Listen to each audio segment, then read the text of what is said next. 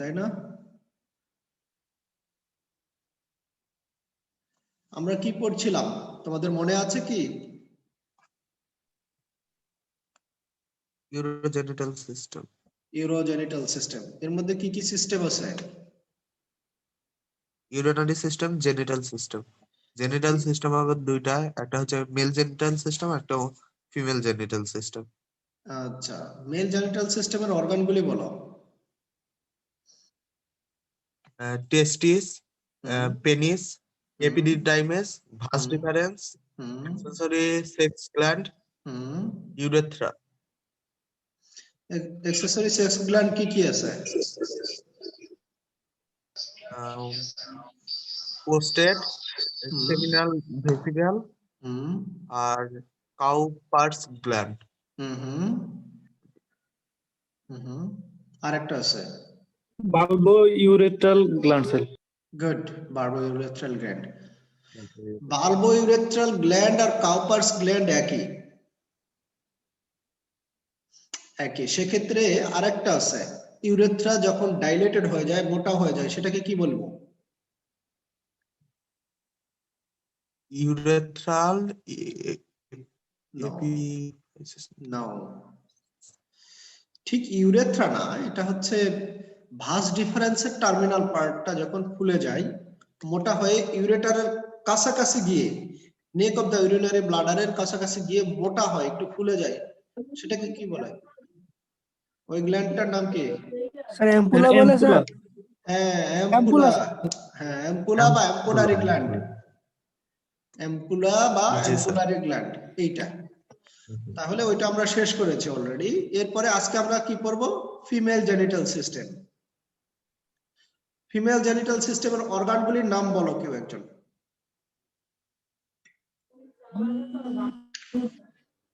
Sir ovaries, urine, ovaries, urine tube, ureter, vagina, vaginal vestibule.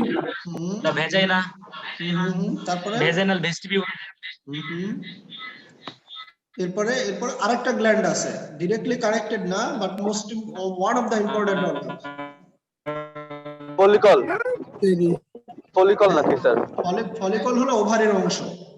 আমরা আরেকটা organ যেটা female reproduction, female বিশেষ করে বাচ্চার পুষ্টি সাধনের জন্য খুব দরকার হয়।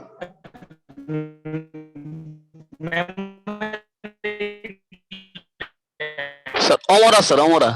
না, অমরা স্যার। কে যেন একজন মেমারি গ্ল্যান্ডের কথা বলেছে, তবে তার কথাটা খুবই কেটে কেটে আসছিল, মনে হয় যেন তার গলাকেও টিপে ধরে রেখেছে। mammary gland. হ্যাঁ, মেমারি গ্ল্যান্ড,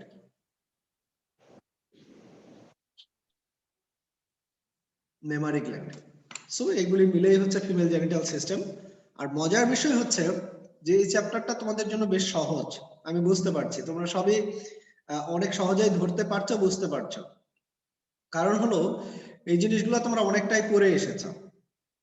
এই জিনিসটা আমার জন্য খুবই উপকারী হয়েছে, তোমরা খুব সহজে উত্তর দিতে পারছো, বুঝতেও পারছো। আমরা বলেছিলাম তিনটা সিস্টেম, তোমরা বলেছো ইউরিনারি সিস্টেম শেষ করেছি, মেল জেনিটাল সিস্টেমও আমরা শেষ করেছি। আজকে আমরা কি করব?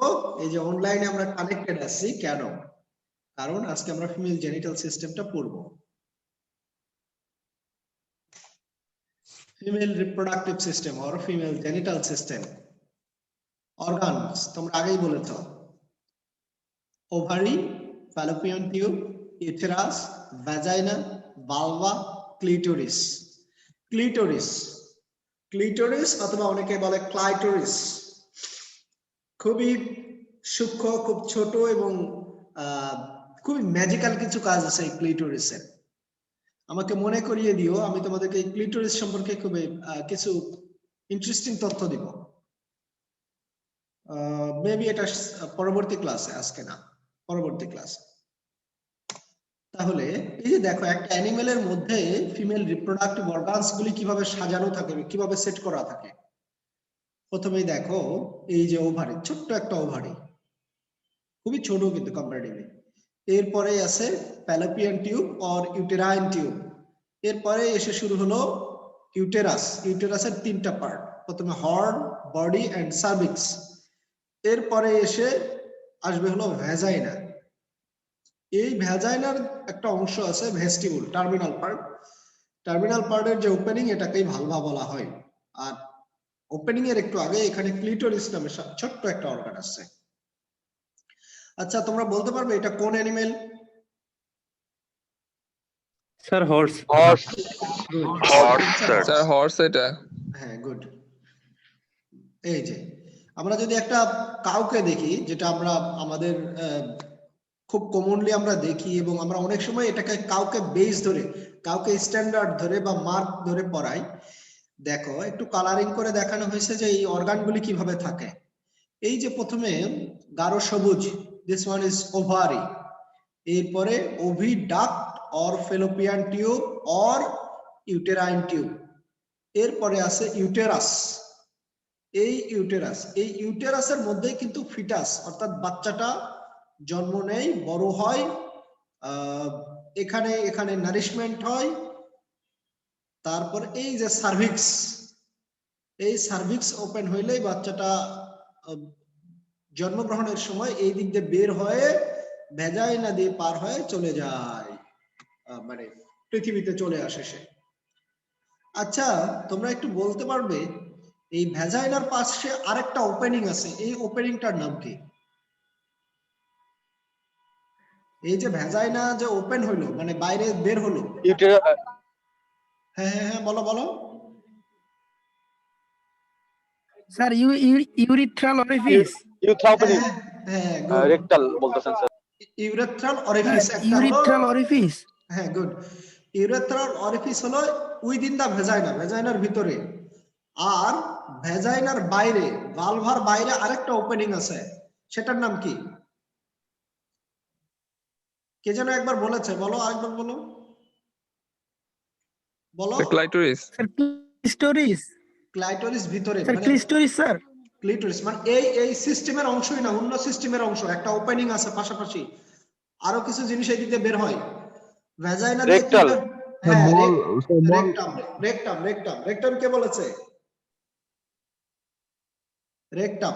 রিয়াদ স্যার, রিয়াদ। রেকটাম উপরে না ভ্যাজাইনা উপরে? রেকটাম উপরে স্যার। রেকটাল উপরে স্যার, রেকটাল পালপেশন করতে হয় স্যার। আর ইউটেরাস ধরার জন্য।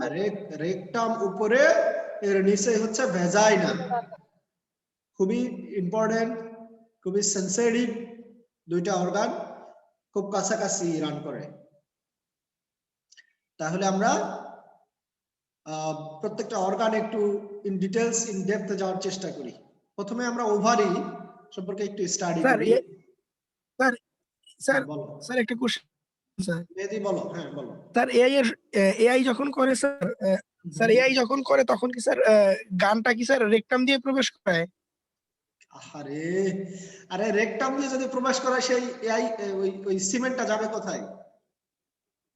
স্যার আমি এআই করছি স্যার। আচ্ছা মেহেদী, আমরা যদি এআই গান রেকটাম দিয়ে ঢুকাই, সিমেন্টটা যাবে কোথায় বলো? স্যার পাকস্থলীতে পাকস্থলীতে যাবে, মানে ওই দিকে এর রেকটামের রাস্তা হলো পাশাপাশি, লার্জ ইন্টেস্টাইনে যাবে তাহলে। হ্যাঁ। এরপর রেকটামের আগে কি কোলন, কোলনের এরপরে আছে সিকাম কোলন রেকটাম, মানে সেটা হলো ডাইজেস্টিভ পার্টে, ডাইজেস্টিভ সিস্টেমের পার্ট। তবে মেহেদী হাসান যে কোশ্চেন করেছে এর সাথে একটা সম্পর্ক আছে। কি আছে সেটা শুনো। আমরা যখন এআই করি তখন অনেক সময় কি করতে হয় বলতো? এই রেকটাম দিয়ে রেকটাল পালপেশন করতে হয়। রেকটাম দিয়ে হাত দিয়ে এই ভ্যাজাইনাটা ধরতে হয়, এবং এই জন্য রেকটাল পালপেশনের অনেক গুরুত্ব আছে। তোমাদেরকে মেডিসিনে রেকটাল পালপেশনটা শেখাবে। রেকটাম দিয়ে হাত দিয়ে কি করে ওভারিটা এক্সামাইন করতে হয়, ওভারিটা ধরতে হয়, ওভারি ধরে বুঝতে হয় যে ওভারিতে কোনো সমস্যা আছে কিনা, ওভারিতে কোনো প্রবলেম আছে কিনা। তারপরে রেকটাম দিয়ে হাত দিয়ে আমরা বুঝতে পারি যে পেটে বাচ্চা আছে কিনা, পেটের বাচ্চা কি অবস্থা, মরে গেছে না বেঁচে আছে, যদি বেঁচে থাকে কোন অবস্থায় আছে, এগুলো সব বোঝা যায় হলো এই রেকটাম দিয়ে হাত দিয়ে। তবে কখনোই এআই গান অর্থাৎ যেটার ভিতরে সিমেন্ট থাকে সেটা রেকটামে ঢোকানো যাবে না। সেখানে ঢোকালে সিমেন্টটা নষ্ট হয়ে যাবে, কোনো কাজে লাগবে না। মেহেদি ক্লিয়ার? জি স্যার, বুঝতে পারছি স্যার। ঠিক আছে, আমরা পরবর্তীতে যাই। আমরা ওভারি দেখি যে ওভারি কেমন, কি কোথায় থাকে, কি কাজ করে। Ovary is an essential gland. আমরা এটাকে গ্ল্যান্ডও বলছি, কারণ হলো গ্ল্যান্ড মানে কি, গ্ল্যান্ড মানে সেখান থেকে কিছু সিক্রেশন থাকবে, কিছু উৎপন্ন হবে। তাহলে কি উৎপন্ন হতে পারে? এই যে দেখো ডান পাশের ছবিটাতে এই যে আমরা একটা ওভারি দেখিয়েছি। এই যে মার্ক করেছি এই ওভারের অংশটাই খুব ছোট্ট, কিন্তু কম্পারেটিভলি ছোট্ট, অনেকটা সিমের বিচির মতো, বা সিমের বিচির চেয়ে একটু বড় সাইজের, বা ছোট মার্বেলের মতো হলো এই ওভারের মানে সাইজ অনেকটা। এই তো যেহেতু আমরা বলছি গ্ল্যান্ড মানে এখানে দুই ধরনের সিক্রেশন আছে। এটা হলো ইন্টারেস্টিং কথা, দুই ধরনের সিক্রেশন। একটা হলো এক্সোক্রাইন সিক্রেশন মানেই হলো তার ডাক্ট থাকবে, তার টিউবিউল থাকবে, যেটা দিয়ে এই সিক্রেশনটা বের হয়ে আসবে, সেটা কি প্রোডিউসেস ওভা। আরেকটা কি এন্ডোক্রাইন গ্ল্যান্ড, এন্ডোক্রাইন ফাংশনে কি ডাক্ট থাকবে, টিউবিউল থাকবে? না স্যার। না স্যার, হরমোন সিক্রেশন।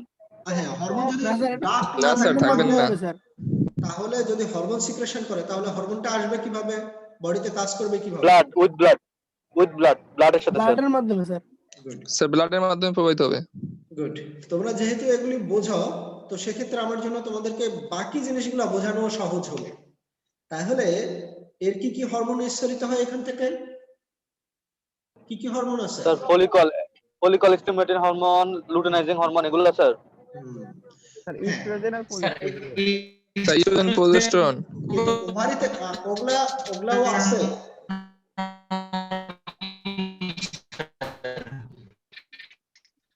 ওইগুলিও আছে, তবে ওভারি থেকে নিঃসরিত হয় হলো ইস্ট্রোজেন এবং প্রোজেস্টেরন। এই হলো দুই ধরনের function, exocrine and endocrine function.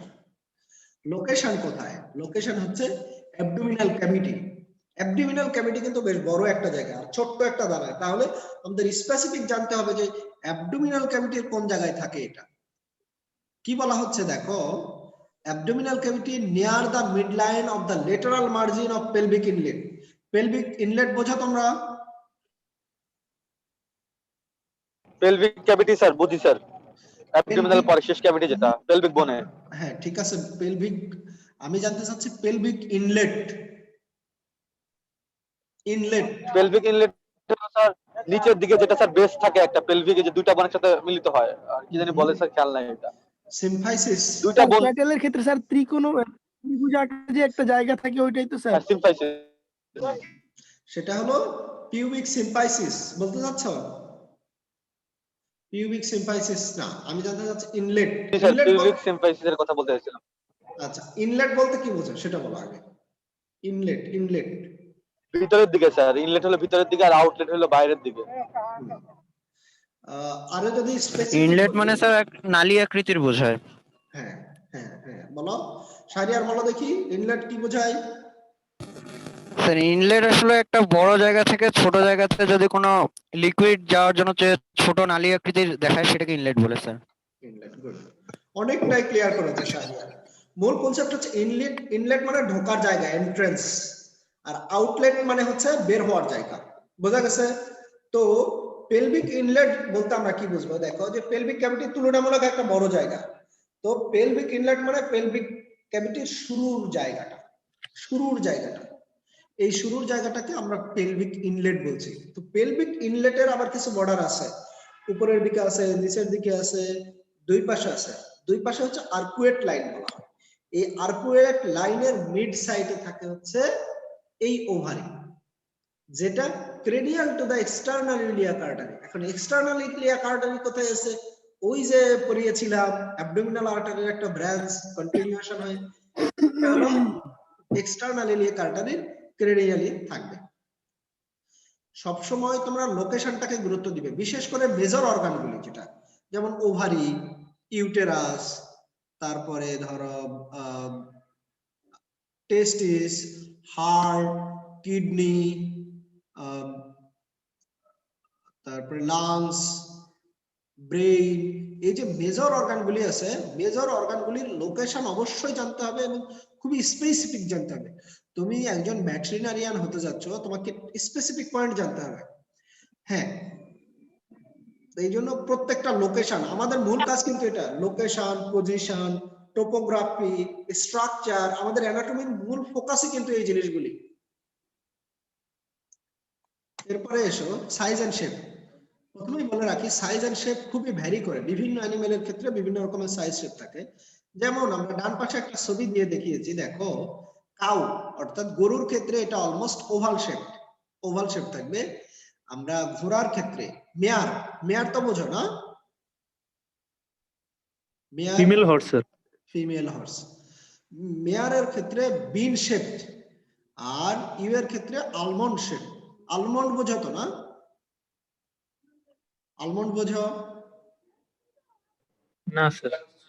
না এই, স্যার, না স্যার। এই কি ব্যাপার, আলমন্ড বোঝে না? এই আলমন্ড বাদাম স্যার। এই আলমন্ড কে বলেছে বাদাম? বাদাম হ্যাঁ, বাদাম বাদাম। স্যার হ্যাঁ, হাবিব। বাদাম বলতে এটা কিন্তু একটু মানে বাদাম কিন্তু অনেক ধরনের বাদাম আছে। অ্যালমন্ডের স্পেসিফিক স্ট্রাকচার আছে একটা। হ্যাঁ, স্পেসিফিক স্ট্রাকচার। তারপরে আমরা যদি আরো সহজ করে বলি তাহলে বাংলাদেশে এটাকে কাঠবাদাম বলে, কাঠবাদাম। জি স্যার। তোমাদের এই যে আমাদের, মাঝখানটা চওড়া। হ্যাঁ হ্যাঁ, ওই যে আমাদের মেডিকেল সেন্টার আছে না, মসজিদ এবং মেডিকেল সেন্টারের এই মাঝামাঝি দুইটা গাছ আছে আলমন্ডের, দেখেছো? জি স্যার, দেখেছি স্যার। এই যে সুন্দর সুন্দর গাছ দুইটা, এই দুইটাই হলো আলমন্ডের গাছ। আমাদের যে হেলথ সেন্টার অর্থাৎ মেডিকেল সেন্টার এবং আমাদের মসজিদ এর মাঝামাঝি এই যে ছোট্ট রোডটা, এই রোডে দুইটা গাছ আছে, খেয়াল করে এবার আসলে এটাই হলো আলমন্ডের গাছ। বাদাম খাওয়া হয়েছে স্যার। কিন্তু স্যার বাইকে খাওয়া যায় না স্যার, অনেক শক্ত। হ্যাঁ হ্যাঁ, এটা প্রসেস করা খুব কঠিন, প্রসেসিংটা একটু কঠিন। ডাইমেনশন কি দেখো, 3.5 to 4 centimeter in length, wide 2.5 centimeter and 1.5 centimeter thickness. Wait হতে পারে 15 থেকে 20 গ্রাম, বুঝতে পারছো? বেশ ছোট সাইজের একটা জিনিস, 15 থেকে 20 গ্রাম মাত্র। এরপরে কি ধরনের, যদি আমি বর্ণনা বলি, টু সারফেস থাকে, একটা হলো মিডিয়াল সারফেস, একটা লেটারাল সারফেস। টু বর্ডার, একটা থাকে ফ্রি বর্ডার আর একটা থাকে অ্যাটাচড অর মেসোভারিয়াল বর্ডার।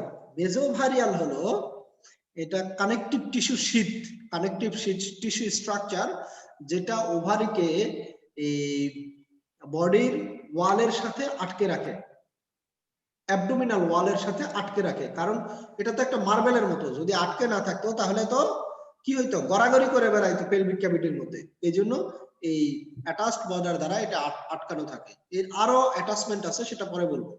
এক্সট্রিমিটি, দুইটা এক্সট্রিমিটি আছে, একটা হচ্ছে ক্রেনিয়াল এক্সট্রিমিটি।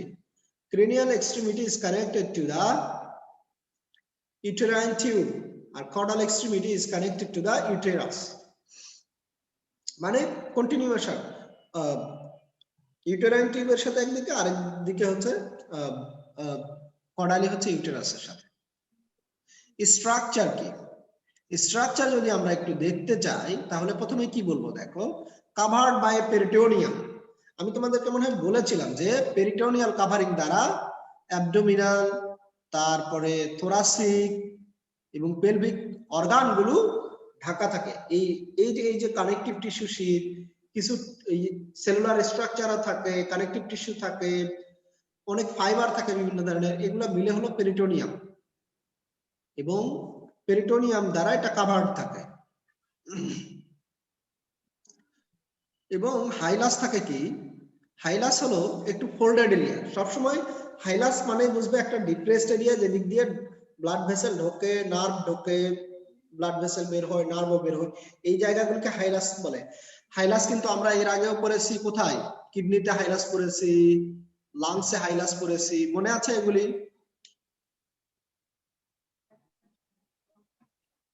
আমি তোমাদেরকে কিন্তু এর আগে হাইলাস পড়েছি। জি স্যার। বিভিন্ন অর্গান পড়ানোর সময় কিন্তু আমি তোমাদেরকে হাইলাস পড়াচ্ছি।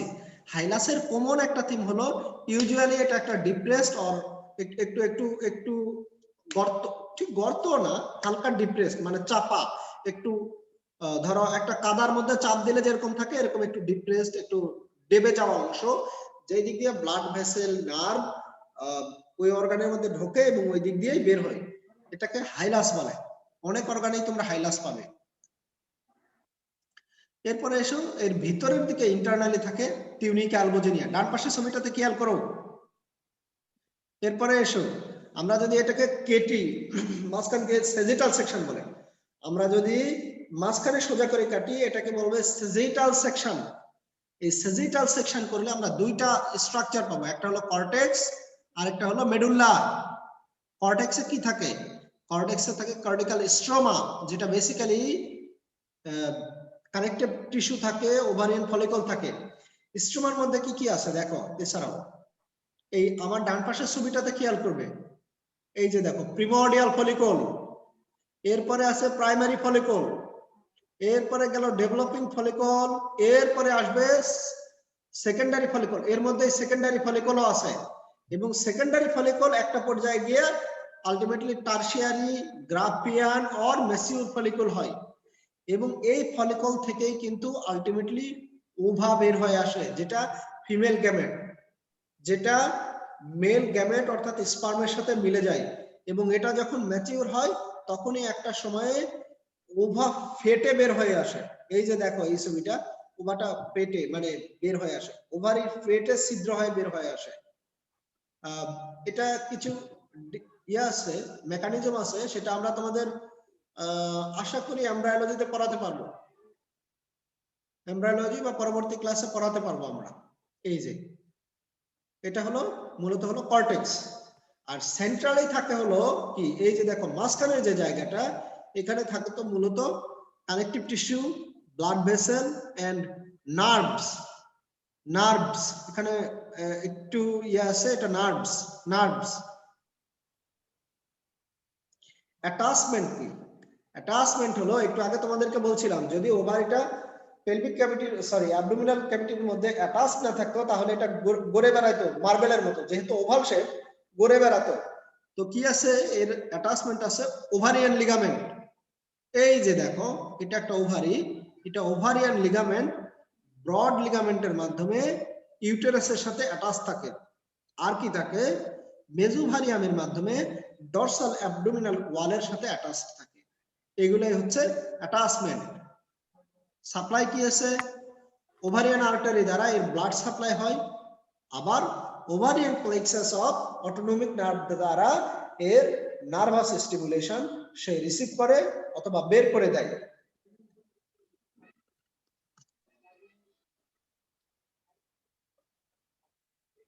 এরপরে আসো, এরপরে ওভারির পরবর্তী স্ট্রাকচারটা কি? আমাকে কেউ একজন বলো। উম্মে খাদিজা,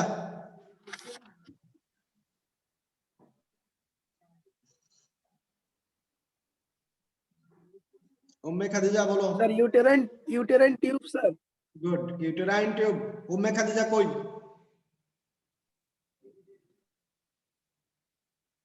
উম্মে খাদিজা,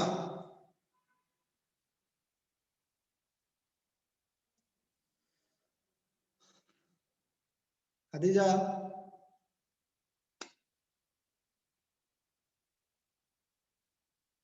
এই কি ব্যাপার, খাদিজা কথা বলে না কেন?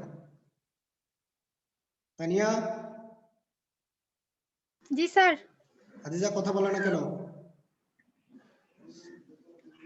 স্যার বলতে পারলাম না স্যার, নেটের প্রবলেম মনে হয়। এই এক এক এক কি বলবো, এই একটা দিয়ে আর কত চালাবো বলো তো? স্যার আমি কথা বলতে বলতেছি স্যার আপনার সাথে। এই এখন না, পরে। ক্লিশ বোঝাও, ক্লিশ, ক্লিশে, ক্লিশ, ক্লিশ একটা ইংরেজি শব্দ। ক্লিশ বোঝাও, ক্লিশ। এই সবাই খেয়াল করো, একটা একটা ভালো একটা শব্দ শেখো, একটা টার্মিনোলজি। ক্লিশ, ক্লিশে হচ্ছে বহুল ব্যবহৃত, এত ব্যবহার হয়েছে যে ব্যবহার করতে করতে পচে গেছে, এরকম একটা বলা হয় না? মানে কিছু কিছু ক্ষেত্রে আমরা বলি যে এই জিনিসটা ব্যবহার করতে করতে করতে পচে গেছে, বলে না? তো জি স্যার ইউজলেস। ইউজলেস বা মানে ও তো বলবে, যেমন তোমরা যারা ঢাকার চিত্র জানো, ঢাকাতে কেউ আসতে পারেনি, কেউ কিছু করে নাই, কোনো প্রোগ্রামে সে দেরি করেছে, একটাই অজুহাত। কি অজুহাত ঢাকার জন্য? Traffic jam. Traffic jam. এই জন্য এটাকে বলে ক্লিশে, মানে এত ব্যবহার হয়েছে যে ব্যবহার হইতে হইতে পৌঁছে গেছে। এবং এই জন্য ট্রাফিক জ্যাম কেউ যদি ইচ্ছে করে দেরিও করে, ট্রাফিক জ্যাম বলে পার পেতে চায়, তাই না? Net problem. হ্যাঁ। তো এখন তোমাদের আজকের দুনিয়ায় তোমরা এখন এটা বলা শুরু করছো যে স্যার নেট প্রবলেম, এরকম। স্যার স্যার কে? স্যার কে? স্যার খাদিজা। কি ফাঁকিবাজি? না স্যার, আমার ই কাটে গেছে ফার্স্টে, আমার অনেক প্রবলেম করতেছে এইখানে নেটের। এইখানে কিসে? তো এই যে ধরো বারবার যে জিনিসটা ব্যবহার করা হচ্ছে এটাকে বলে ক্লিশ। ক্লিশ এটা ক্লিশ, CNICHE, ক্লিশ, ক্লিশ। তো ঠিক আছে, আমরা পরবর্তী অর্গান দেখি। খাদিজা বলো কি লেখা আছে? ফেলোপিয়ান টিউব, আর uterine, uterine tube. Uterine tube. Uterine tube হচ্ছে ওভারির পরবর্তী যে স্ট্রাকচারটা, সেটাই হলো ইউটেরাইন টিউব। এই যে দেখো তোমরা এই গরুটাতে যদি দেখো যে ওভারি, ওভারির পরে খুবই চিকন তারের মতো একটা অর্গান, এটাই হলো ইউটেরাইন টিউব। এটা কি এক্সক্রেটরি duct that carry oocyte or ova from the ovary to the uterus. কি? এটা হচ্ছে একটা টিউব। আমরা যদি স্ট্রাকচার বলি, এটা একটা টিউব, লং এন্ড ফ্লেক্সাস, একটু লম্বা এবং আঁকাবাঁকা। কোথায় আছে এটা? vicinity of ovary to the uterine horn. composed of 3 parts. একটা হচ্ছে ইনফান্ডিবুলাম। ইনফান্ডিবুলাম কেমন? ইনফান্ডিবুলাম কোথায় থাকে? ওভারিয়ান ইন, মানে ওভারির কাছাকাছি থাকে, ডাইলেটেড, ফানেল শেপড। কিরকম? এই যে দেখো ফানেলের মতো, ফানেলের মতো যে স্ট্রাকচারটা, এটাই হচ্ছে ইনফান্ডিবুলাম। ইনফান্ডিবুলাম, ইনফান্ডিবুলাম, এই যে ফানেলের মতো। Composed of a number of small processes called fimbriae. এগুলাকে বলে ফিমব্রি। ফিমব্রি। এর কি আছে? অ্যাম্পুলা। অ্যাম্পুলা, এখান থেকে ফিমব্রিটা অ্যাকুমুলেটেড হয়ে গেছে অ্যাম্পুলা। এটাই হলো লার্জেস্ট পোরশন। এই অ্যাম্পুলাতে কিছু কিছু অ্যানিমেলের ক্ষেত্রে ফার্টিলাইজেশন হয়। isthmus, last part and continue as a horn of uterus, that is called কি বলে? isthmus. isthmus, এই যে শেষ অংশটা, এটা হলো isthmus। আমরা আমাদের 1 মিনিট